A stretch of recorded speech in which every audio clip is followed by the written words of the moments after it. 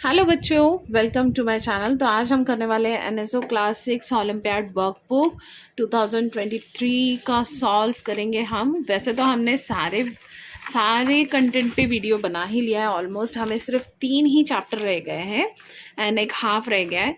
तो ये सारे अगर चैप्टर्स आपने नहीं देखा है तो आप हमारे चैनल में जाके वॉच कर सकते हैं। एक एक क्वेश्चन मैंने सॉल्व किया है समझाने के बाद। तो तब भी अगर आपको कोई डाउट रह जाता है तो आप बेफिक्र होकर मुझे कमेंट सेक्शन में कमेंट कर सकते हैं। और दूसरी बात यह है कि मेरे चैनल को सब्सक्राइब कर लीजिए, क्योंकि ये सिर्फ एनएसओ नहीं, दूसरे भी ओलंपियाड वर्कबुक हम ऐसे ही समझ के सॉल्व करेंगे, ताकि आपका जो एम है गोल्ड मेडल लेने का वो पूरी तरीके से क्लियर हो सके। तो चलिए, आज हम करने वाले हैं लाइट, शैडो एंड रिफ्लेक्शन का। आधा रह गया था 11 to 20 तक क्वेश्चन, तो हम वो सॉल्व करने वाले हैं इसमें। तो ये चैप्टर भी बहुत ही इजी है अगर आप इस पे थोड़ा सा ध्यान दें, इसका कॉन्सेप्ट समझ ले तो अगर आपने इससे पहले वाला वीडियो नहीं देखा है तो चैनल में जाके वॉच कर सकते हैं और अपने फ्रेंड्स के साथ शेयर कीजिए ताकि उनको भी इजी जा सके ओलंपियाड का एग्ज़ाम। तो चलिए क्वेश्चन नंबर 11 से स्टार्ट करते हैं। लास्ट वीडियो में हमने 10 तक सॉल्व किया था।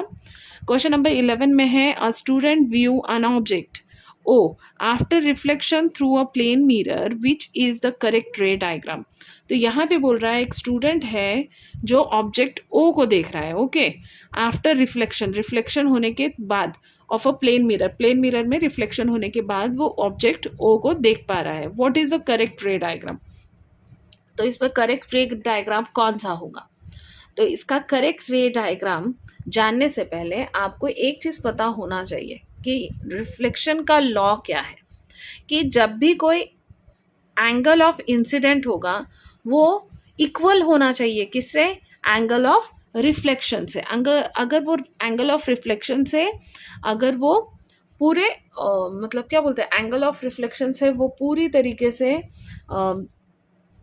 इक्वल होगा, तभी जाके आप उस ऑब्जेक्ट को मीन्स देख सकते हैं। तो अब यहाँ पे देखिए, ये भी गलत है क्योंकि इसका angle of incident and angle of reflection गलत है। ये सही है ऑप्शन नंबर बी। तो option number B will be your correct answer. Okay, तो लॉ ऑफ रिफ्लेक्शन भूलिएगा मत, क्योंकि इससे रिलेटेड क्वेश्चन जरूर आएंगे आपके ओलंपियाड में। चलिए क्वेश्चन नंबर 12 देख लेते हैं। A girl stand at a point P. एक गर्ल है जो पॉइंट पी पे खड़ी है, right? Shown in the given figure, four of her friends are standing at the point W, X, Y, Z. The girl is unable to see other directly वो उसे नहीं देख पा रही है, ठीक है? Due to a wall, एक wall है जो उसे separate कर रहे हैं उनसे, and the other girls by a means of mirror placed as shown. Okay, due to a wall separating her and the other girls by means of mirror placed as shown, how many of the four can see she's? तो वो 4 girls को कैसे seize मतलब कर सकती है, यहाँ पे ये पूछा है। तो यहाँ पे ये है कि लाइट रेस जो आ रही है WXYZ से, जब वो रिफ्लेक्ट होगी मिरर से, तो पॉसिबली है कि P को जो गर्ल्स है वो पूरे गर्ल्स दिख जाए और 4 गर्ल्स उसे विजिबल हो जाए। तो इसका सही आंसर होगा all 4, option number D. Okay, hope so आपको समझ में आ रहा होगा।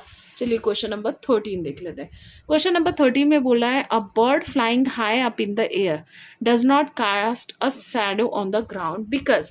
जो बर्ड ऊपर इतनी पंछियाँ उड़ती है, हमने तो कभी सोचा भी नहीं होगा, है ना? आपने कभी सोचा है क्या इस चीज़ के बारे में कि जो आसमान में पंछियाँ उड़ती हैं वो उनके शैडो ग्राउंड में क्यों नहीं पड़ते हैं? बिकॉज बर्ड का जो साइज है वो इतना छोटा होता है सन के रेज के सामने, इसकी वजह से उसकी परछाई नहीं दिख पाती है। तो the size of a bird is much smaller than sun, या the size of a bird is smaller than earth, the light rays fall almost normally on the bird, both A and C. तो इसका सही answer कौन सा होगा? तो इसका सही आंसर होगा नंबर ए, जो मैंने आपको कहा था, the size of a bird is much smaller than sun. चलिए क्वेश्चन नंबर 14 देख लेते हैं। 3 sticks are placed in an open field as shown in the given figure. Which of the following stick will form the shadow of equal length? ठीक है, stick 1 and 2 only, stick 2 and 3 only, stick 1 and 3 only, and stick 1 2 3 all the stick. Okay. अगर देखा जाए, अगर आप देखोगे तो इसमें तीनों तीनों स्टिक जो है वो क्या बोला गया है, 3 sticks are placed in open ground shown in the figure, which of the following stick will form the shadow of equal length के शैडो फॉर्म करेंगे।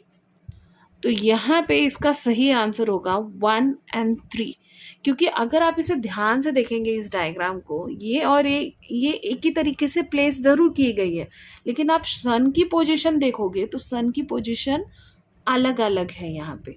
तो सन की पोजीशन जब यहाँ आएगी तो रेज कहाँ पे आएंगे, इस तरफ आएगा। ओके, और जब सन की पोजीशन इस तरफ है तो रेज किस तरफ आएगी, इस तरफ है।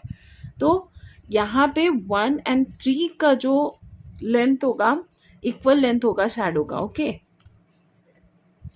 और इसका टाइम में आप देखो सन का पोजीशन जो है स्टिक के तरफ है, राइट, जिसके वजह से इसका जो शैडो होगी इन दोनों के मुकाबले शॉर्टर होगी, इसीलिए 1 and 3 इसका आंसर होगा।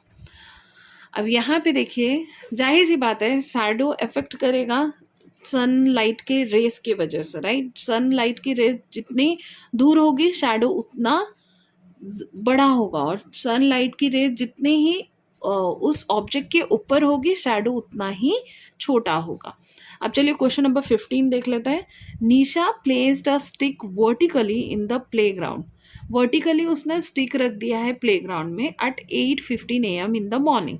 How will the shadow of the stick at 12 noon, 12 noon को उसका शैडो कैसा होगा, be comparison to the 8:15 AM। ठीक है, it will be shorter than 8:15 AM, it will be the same as 8:15, it will be greater than 8:15 and shadow will form at shadow will not form। ऐसा तो है ही नहीं कि shadow 12 बजे दिखते नहीं है, ऐसा नहीं है। ओवरहेड में हमारे सन होता है जिसकी वजह से शैडो जो है मतलब कहीं भी रिफ्लेक्ट नहीं करती, बट शैडो फॉर्म होती है, राइट। तो ये स्टेटमेंट तो गलत है। अब यहाँ पे इसका सही स्टेटमेंट होगा ए, बिकॉज जब सन हमारे ओवरहेड पे होता है तो हमारा शैडो जो होता है वो शॉर्टर होता है, तो it will be shorter then 1 at 8:15 AM। Option A will be your correct answer. Let's do the question number 16. Achiever section. Look at the Venn diagram. Which of the following object described here are most likely to be 1, 2, 3? Choose the correct option. Okay. Transparent object. तो transparent object कौन सा है, देखिए glass is a transparent object and mirror also a transparent object. Okay, number 2 translucent, translucent air नहीं है। Frosted glass is a translucent and diamond no, तो frosted glass होगा। Opaque object, opaque object की बात करें तो cell plain paper, cellophane paper नहीं, ये सेलोपेन पेपर जो होता है वो थोड़ा सा ट्रांसलूसेंट होता है। वुड इज अ ऑपिक और diamond is not an opaque. Lamp is an opaque, अब डिपेंड करता है लैम्प ग्लास का है या ओके ग्लास का ही होता है ऑलमोस्ट, तो हाँ ये ट्रांसपेरेंट है, तो इसका सही आंसर होगा option number B. Okay, transparent, translucent and opaque. चलिए 17 कर लेते हैं। A card with the word pulp is written on it, it placed in front of the plain mirror are shown in the figure. तो last time मैंने class 5 के बच्चों का ऐसे क्वेश्चन सॉल्व करने के लिए मिरर लिया था, राइट। मेरे पास मिरर है, मैं देखती हूँ, कोशिश करती हूँ, अगर छोटा मिरर होगा तो मैं प्लेस करके आपको दिखाने की कोशिश करूँगी। Wait, I am having mirror. तो बल्ब को अगर मिरर के पास रख दिया जाए,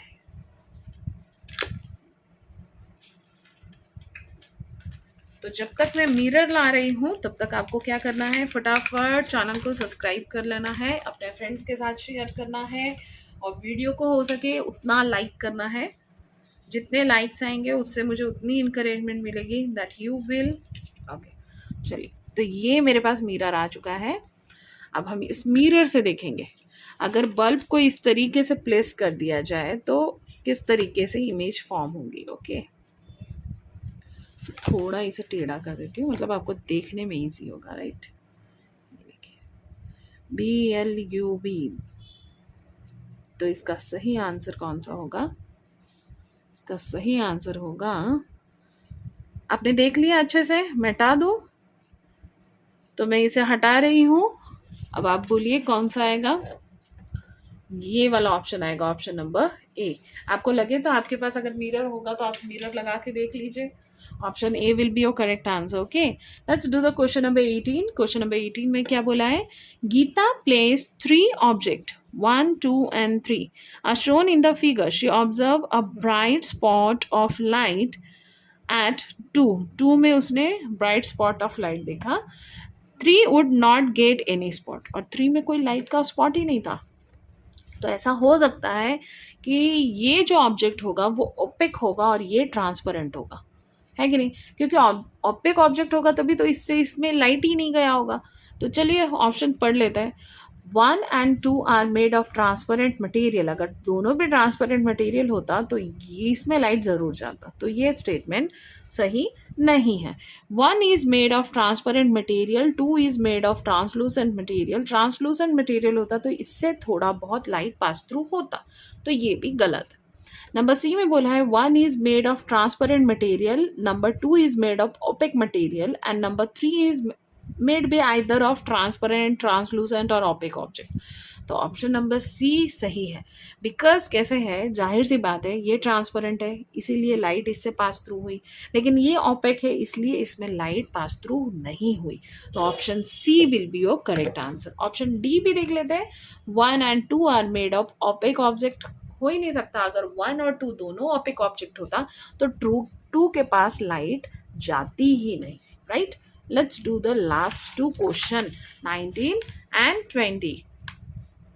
तो मैंने जैसे आपको बताया है उस हिसाब से आप इसको कर रहे हैं या नहीं कर रहे, मुझे कमेंट सेक्शन में जरूर बताइएगा।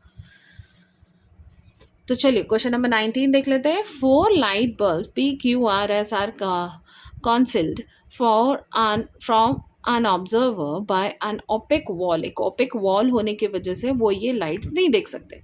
without shifting the position of the observer at the bulb, how many bulb can observe she in the mirror। अगर मिरर है, प्लेन मिरर है, तो एक प्लेन मिरर में वो कितना बल्ब को ऑब्जर्व करेगा? तो जाहिर सी बात है, अगर प्लेन मिरर में ऑब्जेक्ट रिफ्लेक्ट करेगा तो जाहिर सी बात है वो ये तीनों बल्ब को देख पाएगा, राइट? तो इसका सही आंसर क्या होगा? तो इसका सही आंसर होगा सी, PQS को वो देख पाएगा, right? Let's do the question number 20। Correct option. Statement 1 में बोला है Rahul placed a colour plastic bottle in front of the beam. तो एक बीम है, मतलब लाइट है, उसने उसके सामने क्या रखा है? कलर प्लास्टिक बॉटल उसने वहां पे रखा है। देन ही प्लेस्ड अ ट्रांसपेरेंट शीट, एक transparent sheet of same size on the other side of bottle में रखा है उसने। No shadow will form on the screen placed behind the sheet.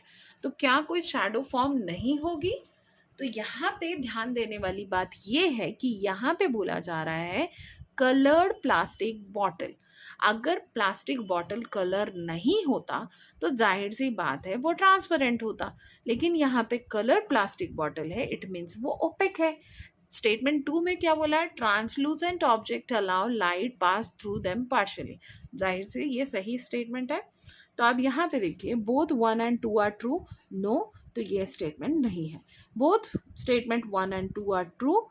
No, ऐसा नहीं है। Statement 1 is true but the statement 2 is false. तो हमें पता है कि स्टेटमेंट 2 जो है वो हमारा सही है, कि ट्रांसलूसेंट ऑब्जेक्ट जो है वो पार्शियली चीज़ों को देखने में हेल्प करता है। तो option D will be your correct answer. Statement 1 is false but the statement 2 is true. Hope so आपको ये समझ में आया होगा बच्चों। आप कौन सी सिटी से हैं, कौन से स्कूल में पढ़ते हैं, प्राउडली मुझे ये कमेंट सेक्शन में ज़रूर बताइए। चैनल में नए हैं तो चैनल को सब्सक्राइब ज़रूर कीजिए, ताकि जब नेक्स्ट वीडियो में अपलोड करूँ आपको उसकी अपडेट मिल जाए। और उसके साथ ही साथ ये चीज़ को कंप्लीट करना बिल्कुल ना भूलें। तब तक के लिए हमारे चैनल पे बने रहिए। Stay tune and bye.